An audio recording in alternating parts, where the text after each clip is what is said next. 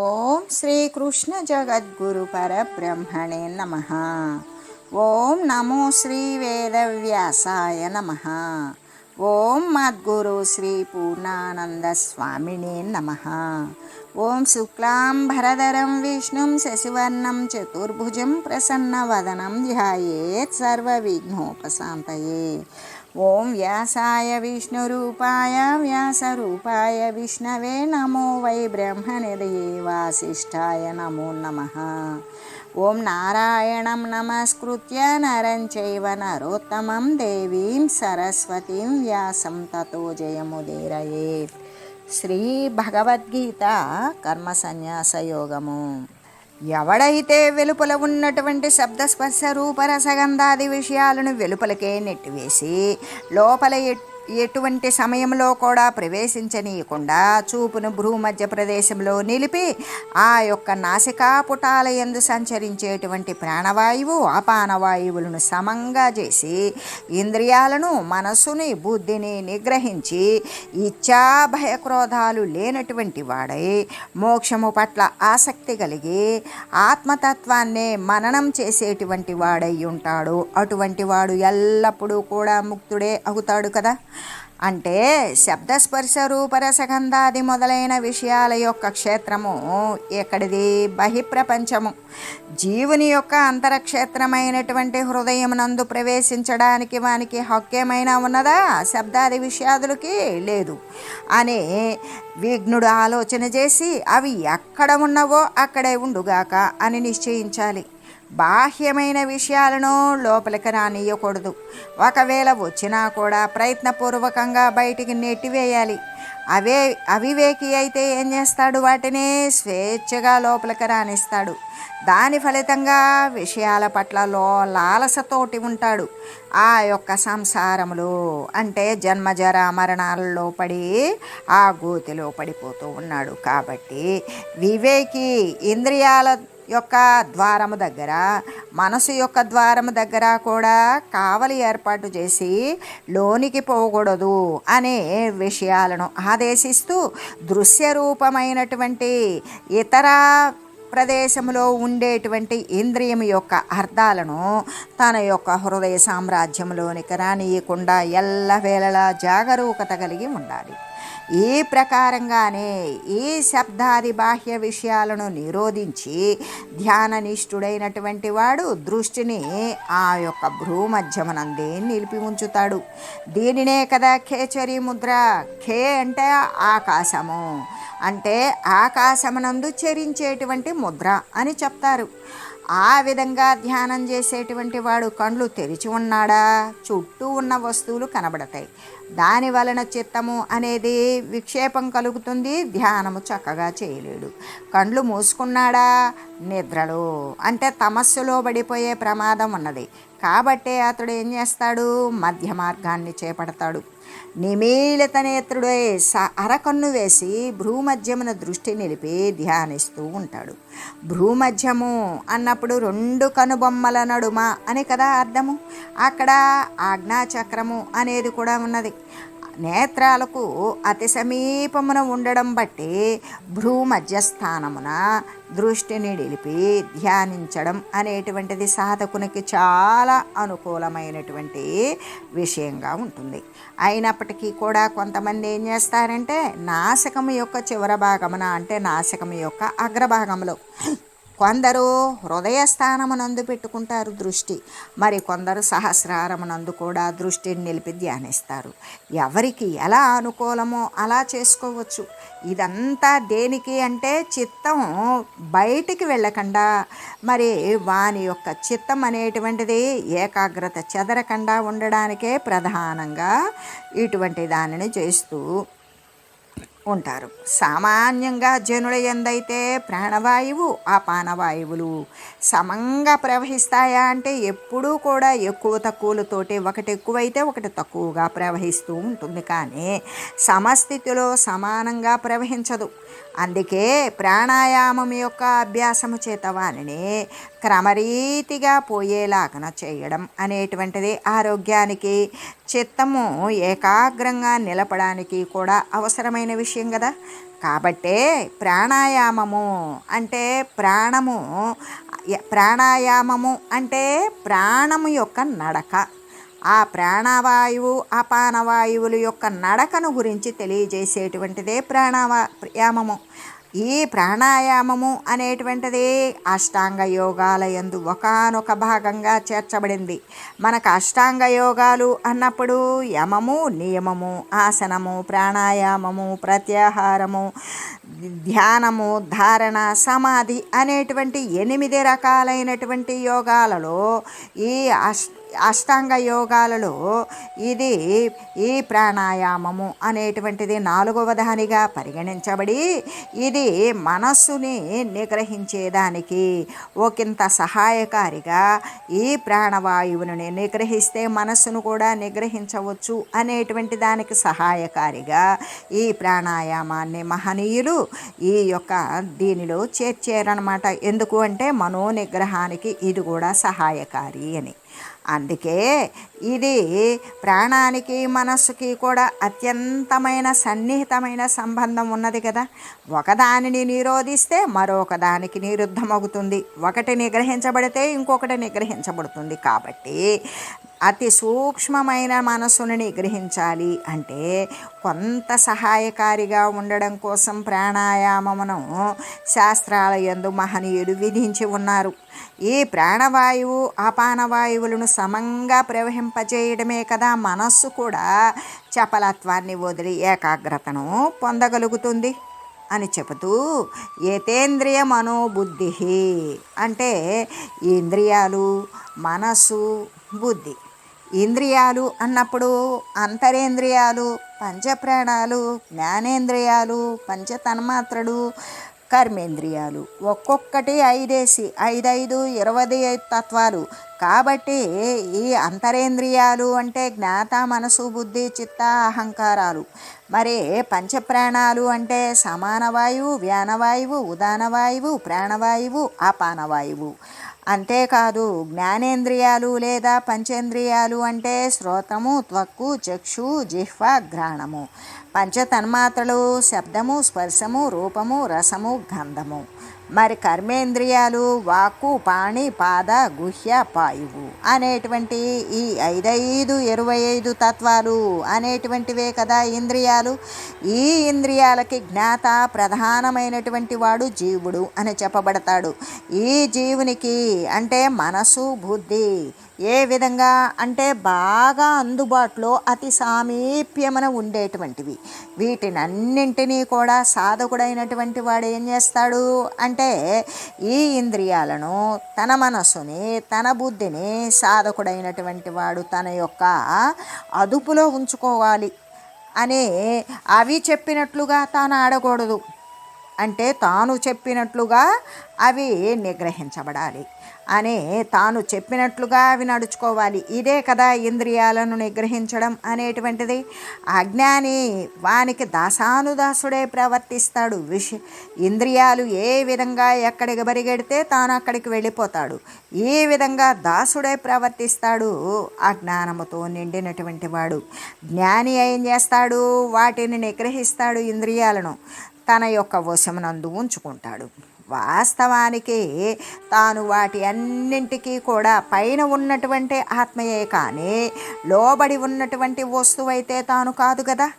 ఈ సత్యాన్ని తెలిసి అభ్యాసము, వైరాగ్యము, విచారణ అనేటువంటి దానిని సలుపుతూ ఈ అభ్యాస, వైరాగ్య, విచారణాదుల ద్వారా ఇంద్రియాలను, మనస్సులను కూడా స్వాధీనం చేసుకోవాలి.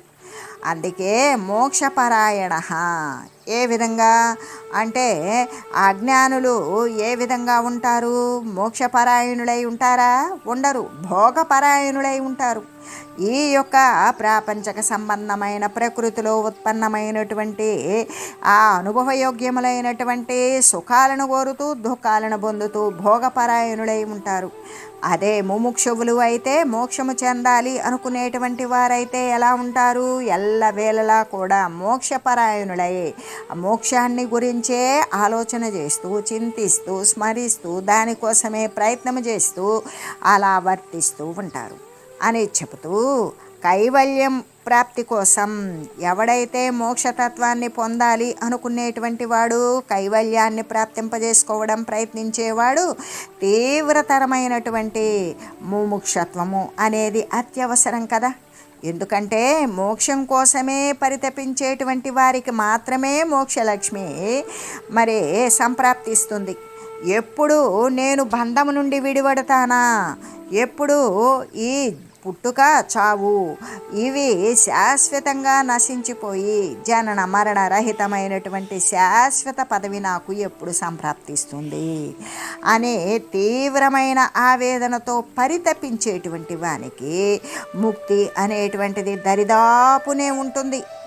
భగవంతుని యొక్క దర్శనము కాలేదే అనే రాత్రింబగళ్ళు విలపిస్తూ కన్నీరు ధార ధారగా ప్రవహింపజేస్తూ దైవాయత చిత్తులై మెలగేటువంటి మహనీయులు ఎందరిని గురించో మనము చరిత్రల యందు విని ఉన్నాము కూడా.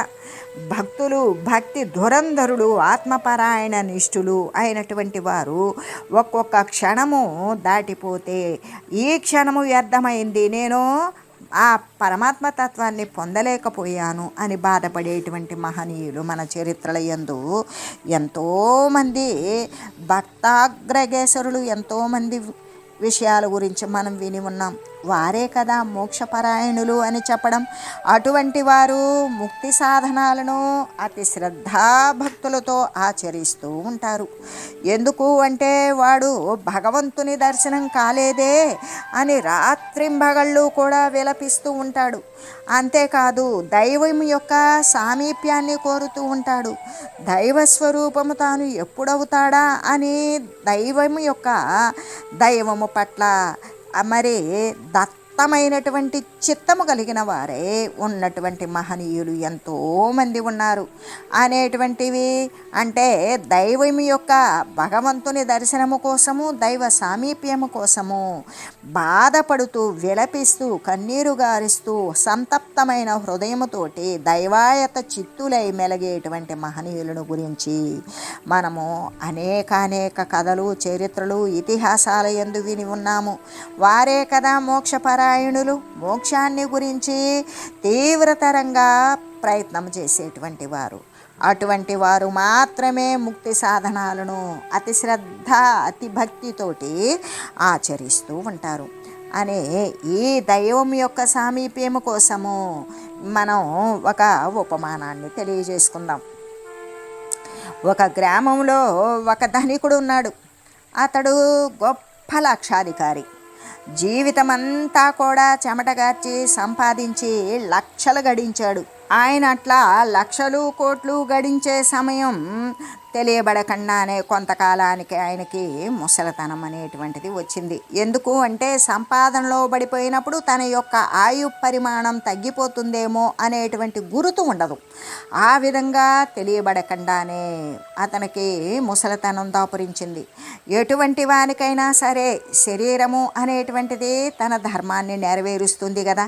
దానికి ఉన్నటువంటి బాల్య, కౌమార, యవన, వార్ధక్య దశలు అనేటువంటి అవస్థలు అనేటువంటివి నెరవేరుస్తుంది కదా. అలాగే ఈ బాల్యము, యవనము, వార్ధక్యము అనే ఈ మూడు కూడా దేహాన్ని ధరించినటువంటి వారికి వరుసగా వస్తూనే ఉంటాయి. అతడు వృద్ధుడయ్యాడు. ఎప్పుడైతే వృద్ధాప్యము అనేది వచ్చిందో ఇక దేహం యొక్క దారుఢ్యము, దేహం యొక్క పటుత్వం కూడా తగ్గిపోతుంది. ఇంటి నుండి బయటకు కదలలేనటువంటి పరిస్థితి ఏర్పడింది. అతనికైతే ఒకడే కుమారుడున్నాడు. అతడు పెరిగి పెద్దవాడయ్యాడు. తండ్రి యొక్క వ్యాపారాలు మొదలైనటువంటి కార్యక్రమాలను చక్కగా నెరవేరుస్తూ ఉన్నాడు. కొంతకాలానికి అతనికి వివాహం జరిగింది. సాంసారిక జీవితాన్ని గడుపుకుంటున్నాడు. వ్యాపార కార్యక్రమాన్ని కూడా పర్యవేక్షణ చేస్తూ ఉన్నాడు. కానీ అతను భోగాలు పట్ల లాలసత్వంతో ఉన్నటువంటి సుఖభోగాలకు వశపడినటువంటి వాడు. విషయ వ్యామోహాల యందు పడ్డాడు. ధనాన్ని దుర్వినియోగం చేస్తూ ఉన్నాడు. అంటే తండ్రి గారు సంపాదించి ఇచ్చినటువంటి కోటాను కోట్ల రూపాయలు కూడా త్వరగా వ్యయమైపోతూ ఉన్నాయి, ఖర్చులైపోతూ ఉన్నాయి. వ్యసనాల యందు తగులుకొన్నాడు. ఇంద్రియాలకు దాసానుదాసుడయ్యాడు. తండ్రి కష్టపడి సంపాదించిన ద్రవ్యాన్ని మొత్తాన్ని కూడా బూడిద పాలు చేస్తూ ఉన్నాడు. ఇలా ఇదంతా గమనించి కుమారుని యొక్క దుష్టమైనటువంటి చేష్టలకు వగచాడు ఆ పెద్ద ఆయన. అలా బాధపడుతూ తన సొత్తంతా కూడా క్రమక్రమంగా తరిగిపోతూ ఉండడాన్ని చూసి ఆ ముసలి తండ్రి మిగుల బాధపడుతూ కుమారునికి తెలియకుండా తన యొక్క యావదాస్తిని కూడా ఏం చేశాడంటే బంగారంగాను ఆభరణాలుగాను మార్చాడు, రత్న వైడూర్యాలుగాను మార్చివేశాడు. దానినంతా ఒక బంగారపు బిందెలో పెట్టాడు. ఒకనాటి రేత్రి అందరూ నిద్రిస్తూ ఉంటే తన యొక్క పెరట్లోనే ఒక చోట భూమిలో లోతుగా పాతిపెట్టేశాడు దాన్ని.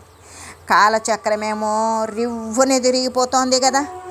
రోజులు నెలలుగా, నెలలు సంవత్సరాలుగా, రోజులు నెలలుగా, నెలలు సంవత్సరాలుగా మార్పు చెందుతూ ఉంది.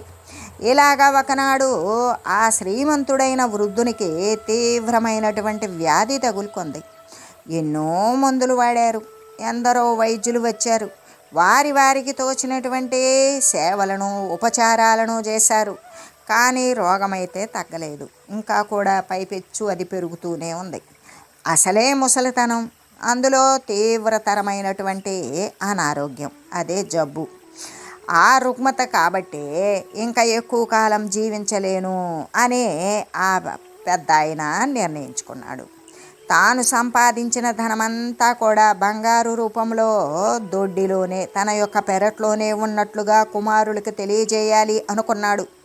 తనకు వారసుడు అతడే కాబట్టి ఏనాటికైనా సరే ఆస్తి విషయం అతనికి తప్పకుండా తెలుపవలసి ఉంటుంది అని నిశ్చయించుకొని మరుసటి దినం ఉదయాన్నే బంగారు బింది యొక్క జాడను అతనికి తెలియజేయాలి అనుకున్నాడు. కానీ ఏమైంది అంటే ఆ విధి వైపరీత్యం వలన ఆ రోజు రాత్రి వ్యాధి తీవ్రంగా ప్రకోపించింది. కంఠము నిరుద్ధమైపోయింది. అంటే నోటి నుండి మాట రావడానికి కూడా మాట ఆగిపోయింది. ఏమీ పలకలేకపోయాడు. తన యొక్క అసక్తత వలన సైగ కూడా చేయలేకపోయాడు. అంటే ఆ యొక్క అవయవాలు కూడా సరిగా పని చేయలేకపోయినవి. అటువంటి పరిస్థితుల్లో కొంతసేపటికి ఇక అతని యొక్క ప్రాణవాయువు అకస్మాత్తుగా అంతరించింది. అంటే ఆ ప్రాణవాయువు ఆ శరీరాన్ని వదిలి వెళ్ళిపోయింది. నాడి ఆగిపోయింది. తండ్రి చనిపోయాడు. తండ్రి చనిపోగా అప్పుడు కుమారుడు తండ్రికి చేయవలసినటువంటి ఊర్ధ్వదైహిక కర్మలను యథారీతి ఆచరించాడు. మధ్యాహ్నం భోజన సమయం అయింది. వంటశాలలోకి వెళ్ళి చూడగా అక్కడ అన్నం లేకపోయింది. పోనీ డబ్బు తీసుకొని వెళ్ళి ఊరిలో భుజిద్దామా అంటే ఇనుప పెట్టె తెరిచి చూస్తే అక్కడ ఒక్క కాసైనా లేదు. ఆకలేమో మండిపోతోంది. దొడ్డిలో దాచిపెట్టబడినటువంటి బంగారపు బిందె విషయం అతనికి తెలియదు కదా. ఇటువంటి విపత్కరమైన పరిస్థితి యందు అతడు ఏమీ తోచక ఒక పాత్రను చేతపట్టుకొని గ్రామంలో భిక్ష చేసుకోవడానికి బయలుదేరాడు. ఇంటింటికి వెళ్ళాడు. భవతి భిక్షాందేహి అని అడుక్కుంటూ ఉన్నాడు. ఒక్కొక్క ముద్ద పాత్రలో వేయించుకుంటూ ఉన్నాడు. ఎంత దైన్యమైన దీనమైన పరిస్థితి అంటే లక్షాధికారి కాలం యొక్క విపరీతమైన కోటీశ్వరుడు కాల వైపరీత్యము చేత భిక్షాధికారిగా మారిపోయాడు కదా. ఒకనాడు ఈ ప్రకారమే అతడు భిక్షాటనము చేస్తూ ఉండగా ఒక పెద్ద మనిషి అతను చూచి, ఏమయ్యా, కోటీశ్వరుని కుమారుడు కదా, ఇలా భిక్షాటనము చేసేటువంటి గ్రహచారం ఎందుకు పట్టింది అని ప్రశ్నించాడు. అతడు, నిజమే, నేను కోటీశ్వరుని కుమారుడేనే, కానీ ఆ లక్షలు మా నాయన ఎక్కడ దాచి ఉంచాడో ఎవరికిచ్చాడో తెలియదు, కాబట్టి నాకు ఈ దౌర్భాగ్యం కలిగింది అని చెప్పాడు. వెంటనే ఆ పెద్ద మనిషి, మీ నాన్నగారు నాకు ప్రాణ స్నేహితుడు, అతడు జీవించి ఉన్న కాలంలో తన యొక్క యావదాస్తిని కూడా బంగారు రూపంలో మార్చి దొడ్డిలోనే దాచిపెట్టదలంచినట్లుగా నాకు చెప్పి ఉన్నాడు. కాబట్టి ఆ ప్రకారం అతడు దొడ్డిలో దాచాడో లేదో చూద్దాము రండి అని చెప్పాడు. అతని మాటలను అనుసరించి ఆ శ్రీమంతుని కొడుకు దొడ్డంతా తవ్వించగా ఒకచోట బిందె కనపడింది. అందరూ ఆశ్చర్యచకితులయ్యారు. ఆ సంపదను స్వీకరించాడు. అతడు వైభవంగా ఉన్నటువంటి జీవితాన్ని గడపసాగాడు. అంటే ఇక్కడ విషయం ఏమిటి అంటే, దుఃఖరహితమైనటువంటి ఆత్మ తన స్వరూపమే అయి ఉన్నప్పటికీ కూడా జీవుడు అది తెలియకపోవడం చేత, మరిచి ఉండడం చేత, అజ్ఞాన వశము చేత తన దానిని తెలియలేక దుఃఖముతో పరితప్తుడై నానా కష్టాలను పొందుతూ ఉన్నాడు. అదే సద్గురువు వచ్చిన ఆయన, నీవు దుఃఖస్వరూపుడవు కావురా, ఆది అంతము లేనటువంటి అనంత ఆనందము నీ సొత్తే, ఆనందమే నీ స్వరూపము, ఆ సత్తు చిత్తు ఆనంద స్వరూపం ఏదైతే ఉన్నదో అదే నీవు అని బోధించగా సంసార తాప పరిమగ్నుడకు జీవుడు ఆ వాక్యాలను నమ్మి గురువు బోధించినటువంటి ఆ యొక్క ఉపదేశ మార్గాన్ని పయనించాడు. పెక్కు సాధనను గావించగా ఆత్మసాక్షాత్కారాన్ని పొందాడు. పెక్కు ప్రయత్నాలతోటి అనేక సాధనలను చేసి ఆత్మసాక్షాత్కారాన్ని పొందినప్పుడు పరమానందాన్నే పొందుతూ ఉన్నాడు కదా. అలాగే దైవం యొక్క సామీప్యము చేత, దైవ స్వరూపము అనేటువంటి దాని యొక్క ప్రాప్తి చేత ఆనంద సాగరములో వలలాడుచూ ఉన్నారు. అంటే తన పెరట్లోనే ఉన్నటువంటి ఆ యొక్క నిధిని గాంచలేనప్పుడు వాడు ఏ విధంగా భిక్ష చేసుకొని జీవించవలసి వచ్చిందో, అలాగే తన యందే ఉన్నటువంటి ఆ సర్వవ్యాపకమైనటువంటి శుద్ధ చైతన్యాన్ని గురించి తెలియనప్పుడు, తాను కేవలం ఇంద్రియ సంఘాతమైన దేహమే అని భావించినప్పుడు, ఆ జ్ఞాన ఆవరణతో మరి నిండిపోయి ఉన్నప్పుడు వాడు ముక్తి సాధనాలు అనేటువంటిది అభ్యాసము చేయలేడు. కాబట్టి ఎప్పుడైతే జ్ఞానముతోటి మోక్ష పరాయణత్వముతోటి ఆ యొక్క అంటే పెరటి యందే దొరికినటువంటి నిధి ద్వారా వాడు ఎంత భాగ్యాలను భోగాలను అనుభవించాడో, అదేవిధంగా తన యందే నిక్షేపించబడినటువంటి ఆ యొక్క శుద్ధ చైతన్యమైనటువంటి ఆ పరవస్తు ప్రాప్తి ద్వారా ఏ విధంగా అంటే జనన మరణరహితమైనటువంటి శాశ్వతమైనటువంటి పదవి నాకు సంప్రాప్తిస్తుందా అని బాధపడ్డాడు. ఆ యొక్క ప్రాప్తి కోరుకున్నటువంటి వాడు అనే తీవ్రమైనటువంటి ఆవేదనతో పరితపించేటువంటి వానికి ముక్తి ఎక్కడ ఉన్నది అంటే దరిదాపునే ఉన్నది. తెలియనంతసేపు అజ్ఞానము చేత ఎక్కడికెక్కడికో పరిగెడతాడు. అలాగా తెలిసినప్పుడు దానికోసమే తన దరిదాపునే ఉంటుంది. కాబట్టి ఇక భగవంతుని యొక్క దర్శనము కాలేదే అని రాత్రింబగళ్ళు విలపిస్తూ కూడా కన్నీరు ధారధారగా ప్రవహింపజేసినటువంటి దైవము పట్ల దత్తమైనటువంటి చిత్తము కలిగినటువంటి మహనీయులు ఎందరో ఉన్నారు. వారే కదా మోక్షపరాయణులు. అటువంటి వారు ముక్తి యొక్క సాధనాలను అతి శ్రద్ధతో భక్తితో ఆచరిస్తూ ఉంటారు. అంటే తన యందు ఉన్నటువంటి పరమాత్మతత్వాన్ని మరి సాక్షాత్కరించుకోలేకపోతే అజ్ఞానము అనేటువంటి ఆవరణ చేత కప్పబడి ఉన్నారు అనే కదా చెప్పడం. అందుకే విగతేచ్ఛ భయక్రోధ, కామము మొదలైనటువంటి కోరికలు, ఇంకా కూడా దుష్టమైన వాసనలు, ఈ కోపాలు, వీటినన్నింటినీ కూడా నశింపజేసుకోవాలి. దానిని గురించి ఇదివరకు ఎన్నోసార్లు పరమాత్మ మనల్ని హెచ్చరించే ఉన్నారు. ఇంకా కూడా మున్ముందు రాబోయేటువంటి పాఠ్యాంశంలో కూడా చాలాసార్లు కూడా ఇంకా ఆయన చెబుతూనే ఉంటారు. అంటే ఈ యొక్క కామక్రోధ లోభ మోహ మదమాశ్చరాలు, దుర్వాసనలు, దుష్టమైన సాంగత్యాలు ఈ చిత్తం యొక్క చంచలమైనటువంటి చిత్తము, ఈ కోరికలతో కూడిన మనసు, వీటినన్నింటినీ కూడా నిర్మూలనం చేసుకోవాలి, వాటిని నశింపజేసుకోవాలి. అలా చేసుకున్నప్పుడు మాత్రమే హృదయ శుద్ధి అనేటువంటిది ఏర్పడుతుంది. శుద్ధమైన హృదయం ఏర్పడినప్పుడు ఆ శుద్ధమైనటువంటి హృదయం నందు ఆత్మజ్ఞానము అనేది ఉదయిస్తుంది. ఆత్మను గురించి సాక్షాత్కరించుకునేటువంటి జ్ఞానం ఎప్పుడైతే ఉత్పన్నమైనదో, అలా ఉత్పన్నం అవడానికి అత్యంత అవసరం అనేటువంటిది హృదయం యొక్క పరిశుద్ధత. దాని చేత అత్యావశ్యకము కాబట్టి పదే పదే దానిని గురించి చెప్పడానికి కారణమైనది. అంటే కామము, క్రోధము, భయము, కోరిక, కోపము, భయము, ఈ మూడు కూడా దుర్గుణ సంఘానికి నాయకులను జయించినట్లయితే తక్కిన వారు త్రుటిలో స్వాధీనపడగలుగుతారు కదా. అందుకే ఇప్పుడు ముందు ఉన్నటువంటి సైనికులను పంపి రాజు వెనక ఉన్నట్టు కాకుండా నాయకుడే ముందుకు వస్తే సైన్యం రక్షింపబడుతుంది, సైన్యం వశపడిపోతుంది, సైన్యం మాట వింటుంది. నాయకులను పడవేయాలి. ఆ దుష్టమైనటువంటి నాయకులు ముగ్గురు కూడా ఎవరు? కోరిక, కోపము, భయము. వీటిని గనక మనం నశింపజేశామా, వీటిని జయించామా, తక్కినటువంటి ఆ నాయకులను ముందు పెట్టుకొని అనుసరించేటువంటి సైన్యము అంతా కూడా స్వాధీనపడిపోతుంది కదా. మిగిలినటువంటి ఇంద్రియాలన్నీ కూడా నిగ్రహంలోకి వచ్చేస్తాయి. ఈ మూడు దుర్గుణాలు కూడా, కోరిక, కోపము, భయము అనేటువంటి ఈ మూడు దుష్టగుణాలు హృదయాన్ని వదిలిపెట్టిపోయినవనుకో, ఇక సరోవరము నుండి పాచిని తీచి పారవేస్తే సరోవరం నీళ్లు ఎంత స్వచ్ఛంగా శుభ్రంగా ఉంటాయో, అట్లాగే దుమ్ము తొలగినటువంటి అద్దంలాగానే అద్దమంతా దుమ్ము బట్టి ఉంది వాడుకలేక దాన్ని శుభ్రంగా తొలగించాము, మన యొక్క బింబము దాంట్లో ప్రతిఫలిస్తుంది. అలాగే మసి తుడిచినటువంటి చిమ్నీలాగానే ఇప్పుడు వచ్చినటువంటి విద్యుత్ దీపాలతో నిండిపోయినటువంటి ఆధునిక యుగంలో చిమ్నీలు అంటే తెలియనటువంటి వారు అనేక మంది.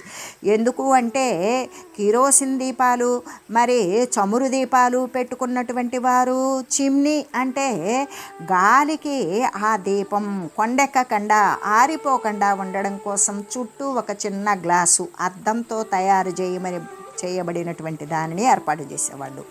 దానినే చిమ్నీ అని చెప్తాము. అయితే ఈ మసి తుడిచిన ఆ చిమ్నీకి దీపం యొక్క మసి అనేటువంటిది అంటుతుంది. మసి చిమ్నీ నిండా ఉన్నప్పుడు ఆ అద్దం నిండా ఆ కాంతి బయటకు పెద్ద వెలుగుని ఇవ్వలేదు. ఎప్పుడైతే మసి తుడిచేసి చిమ్నీ శుభ్రం చేసి పెట్టామో మళ్ళీ ప్రకాశవంతంగా చుట్టూ పరిసరాలను ప్రకాశింపజేస్తుంది ఆ దీపం. అలాగే హృదయం ఎలా ఉంటుంది? మాలిన్యరహితమై నిర్మలమై కనబడుతూ ఉంది.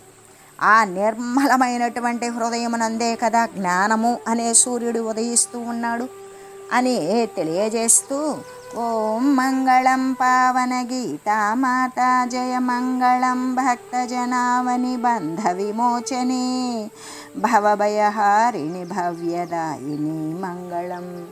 ఓం మంగళం శ్రీ కురుక్షేత్ర రణక్షోణి విహారిణే పార్థసారథి రూపాయ గీతాచార్యాయ మంగళం. ఓం మంగళం మహత్తు.